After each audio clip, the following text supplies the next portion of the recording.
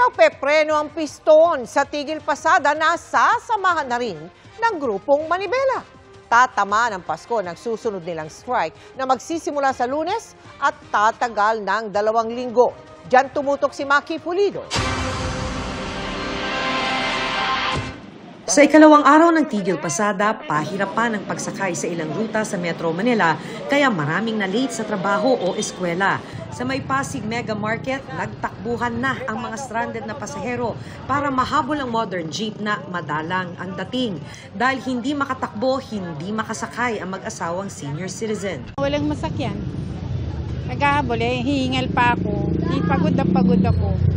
Hindi rin kinayang sumabay sa habulan ni Brenda dahil kasama niya ang kanyang 4 na anak. Pag mga habulan, mga bilisan nila, hindi makaano eh. Kasi mga bata mga pwedeng yan. Kasi kung bitbit ko yung dalawa na maiiwan. Sa harap ng opisina ng LTFRB, nagpalipas ng gabi ang maraming miyembro ng grupong Piston, bahagi ng kanilang kilos protesta laban sa anilay pagkawala ng kanilang kabuhayan bilang mga driver at operator ng jeep. Isa sa natulog dito sa kalsada si Lolo Javier na 3 dekada ng jeepney driver. Kung matuloy raw ang planong PUV modernization, mawawalan siya ng kabuhayan. Sa edad na 63 years old, posibleng di na siya matanggap bilang driver. Hindi mo na umasa sa mga ano ko na may pamilya na rin. Kaya kailangan ko ng sarili ko. Mula LTFRB ay nagkaravan sila sa Mendiola na pagtatapos na dapat ng tigil pasada. Pero doon, inanunsyong balik strike sila agad sa Lunes at kasama na ang grupong Manibela. Simula pa lamang ito ng tigil pasada ng protesta.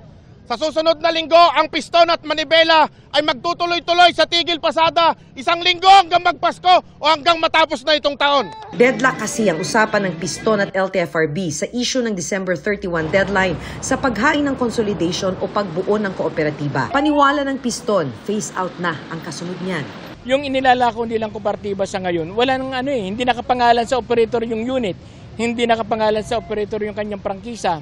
Paano niya masasabing kanya yung unit kung hindi naman nakapangalan sa kanya? Ang issue na dyan is more on ideological difference. Ayaw nilang sumama sa isang fleet modernization program. Somewhere along the way, we have to start. Hindi raw nag-aalala ang LTFRB kahit tuloy-tuloy ang tigil pasada na sasabay sa Christmas rush at tatama pa sa mismong mga araw ng Pasko.